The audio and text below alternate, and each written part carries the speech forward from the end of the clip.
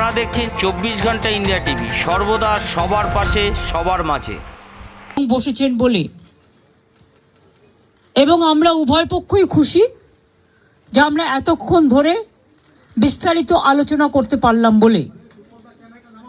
তারাও অনেক issue raise করেছেন, আমরাও আমাদের যা কমেন্টস আমরাও যতটা পেরেছি ওদের বক্তব্যটা ওরা রাখতে চেয়েছিল আমরা সেটা রাখতে দিয়েছি এবং আমরা আমাদের বক্তব্য যেটা বড়দের সবসময় সৌজন্যটা একটু বেশি করতে হয়, তাই আমাদের বক্তব্য আমরা চেষ্টা করেছি ওদের গুরুত্ব দিয়েই করবার। আপনারা জানেন সিবিআই যে কেসটা তদন্ত করছেন, অভয়া পরিবারকে অভয়ার উদ্দেশ্যে শ্রদ্ধা জ্ঞাপন করে মিটিংটা আমি শুরু করেছি পরিবারকে সমবেদনা জানিয়ে। এবং ওদের যে 5টা ডিমান্ড ছিল তার মধ্যে ফার্স্ট ডিমান্ড তো ইনভেস্টিগেশন সিবিআই, ওটা তো অলরেডি সিবিআই করছে এবং সুপ্রিম কোর্ট মনিটরিং করছে, ওটা নিয়ে তো আমাদের হাতে নেই। প্লাস ওদের 4টে ডিমান্ড ছিল। 4টে ডিমান্ডের মধ্যে যেটা ছিল যে মেল ওরা আমাদের করেছে, একটা হচ্ছে 3টে নাম দিয়েছিল ফ্রম হেলথ ডিপার্টমেন্ট, একটা ডিএমই, একটা ডিএইচএস আর একটা হেলথের প্রিন্সিপাল সেক্রেটারি।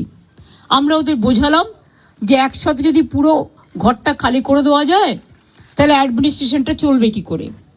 সুতরাং আমরা ওদের কথা মতো ডিএমএ এবং ডিএইচএসকে সরাবার সিদ্ধান্ত নিয়েছি এবং তাদের সম্মানজনকভাবে, এর থেকে উঁচু পোস্ট ওদের আর কিছু হয় না।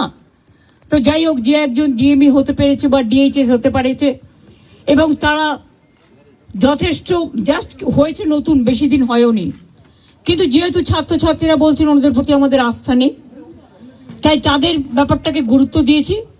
বাট এটাও ঠিক, আমি কিন্তু ডিএমইকে বা ডিএইচএসকে আমরা কাউকে অসম্মান করিনি, কিন্তু ওদের বিরুদ্ধে যেহেতু চিকিৎসকদের ক্ষোভ আছে এবং তাই ওদের দাবি মেনে নিয়ে আমরা বলেছি এই দুজনকে সরানোর সিদ্ধান্ত আমরা নিয়েছি। 3 নম্বর হচ্ছে ওদের যেটা ডিমান্ড ছিল 4 নম্বর, 3টের মধ্যে 2টো করলাম। আর 4 নম্বর ডিমান্ড যেটা ছিল সিপি বিনীত গোয়েলকে সরিয়ে দেওয়ার জন্য।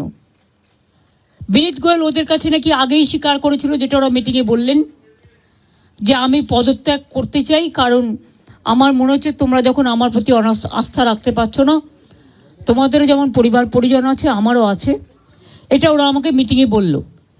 এবং বলার পরে আমরা কথা বলি নিজেদের মধ্যে, সিদ্ধান্ত নিয়েছি আগামীকাল 4টের পর আমরা কলকাতা পুলিশ এ বদল আনব এবং নতুন সিপিকে দায়িত্বভার বিনীত দেবেন যতক্ষণ পর্যন্ত কোর্ট কেসটা কাল কমপ্লিট না হচ্ছে। 4টের পর আমরা টাইম দিয়েছি। সেক্ষেত্রে নতুন সিপি এবং আরও কিছু পুলিশের রদবদল হবে, সেটা চিফ সেক্রেটারি কালকে নোটিফাইড করে দেবেন আফটার 4 o'clock। এবং বিনীত যেখানে কাজ করতে চেয়েছে সেখানেই তাকে দেওয়া হয়েছে। আমরা এটাও বলেছি, দেখো পুলিশ আমাদের ফোর্স এবং তারা সারাক্ষণ কাজ করেন, তাদের দিকটাও আমাদের দেখা উচিত থেকেই। যেহেতু ওই দিন সিপি পৌঁছাবার আগে নর্থের ডিসি পৌঁছেছিলেন আগে এবং 14 তারিখে ঘটনাটা ঘটেছিল এবং ওরা অভিযোগ করেছিল, যার জন্য নর্থের ডিসিকেও সরিয়ে দেওয়ার সিদ্ধান্ত হয়েছে। ওখানে কাকে দায়িত্ব দেওয়া হবে সেটা কালকে ডিসাইড হবে। এছাড়াও সেফটি, সিকিউরিটি, হসপিটালের ডেভেলপমেন্ট, ইনফ্রাস্ট্রাকচার গুরুত্ব দিয়ে দেখা হবে এবং এক্ষেত্রে টাইম টু টাইম যদি কোনো প্রবলেম অ্যারাইজ করে চিফ সেক্রেটারি। আজকে যে বৈঠকের জন্য যাওয়ার কথা ছিল, প্রথম থেকেই আমরা বলেছিলাম যে দ্বিপাক্ষিক একটা মিনিটস নিয়ে একটা আলোচনা হবে। আমরা গিয়েছিলাম সেখানে, আজকে দীর্ঘক্ষণ একটা আলোচনা হয় এবং সত্যি কথা বলতে কিছু অংশে আমাদের যে বিশাল আন্দোলন, আমাদের যে জুনিয়র ডাক্তারদের আন্দোলন এবং তার পেছনে মানুষের সমর্থন, সেটা আমরা মুখ্যমন্ত্রীর কাছে পৌঁছাতে পেরেছি।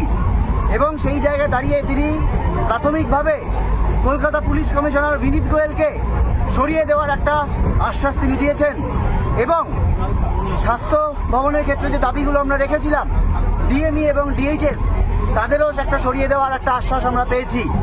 কিন্তু এই যে প্রত্যক্ষ এবং পরোক্ষ তথ্য প্রমাণ লোপাট এবং দুর্নীতি হোক এবং এই থ্রেট হোক সিন্ডিকেট হোক তার যাদের একটা প্রশ্রয় হয়েছে সেই প্রিন্সিপাল হেলথ সেক্রেটারি সে বিষয়ে কোনো সিদ্ধান্ত তিনি নিতে পারেননি। এছাড়াও আমাদের সেফটি সিকিউরিটি বিষয়ে তিনি কেবল একটা টাস্ক ফোর্স গঠন করবেন এরকম একটা কথা বলেছেন, কিন্তু আমরা স্পষ্টতই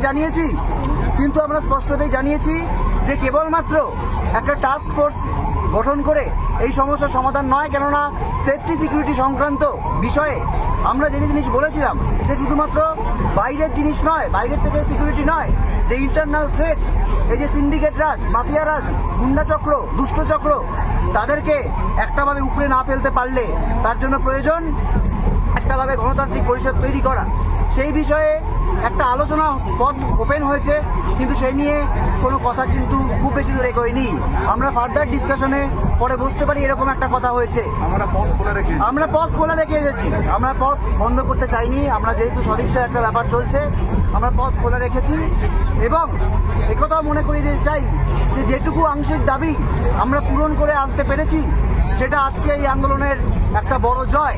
কিন্তু একথা মনে রাখতে হবে যে এইটুকুর জন্য আমাদের 38 দিন ধরে পথে থাকতে হয়েছে।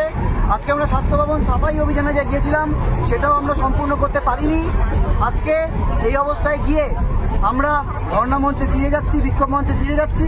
সেখানে গিয়ে সমস্ত কলেজের যে জুনিয়র ডাক্তার, যারা আন্দোলনরত জুনিয়র ডাক্তার এবং যারা সাধারণ মানুষ আমাদের পাশে রয়েছেন তাদের সাথে একটা আলোচনা করে তারপর আমরা, এবং অবশ্যই আমাদের নজর থাকবে আগামীকালে সুপ্রিম কোর্টের শুনানির ওপর, এবং অবশ্যই যে কিছু আলোচনা হয়েছে সেই আলোচনা যতক্ষণ না বাস্তবায়িত হচ্ছে সেই বাস্তবায়নের ওপরেও আমাদের নজর থাকবে যে কতক্ষণে কত দিনে এই বিষয়টির একটা বাস্তবায়ন হয়, সেদিকেও আমরা তাকিয়ে রয়েছি।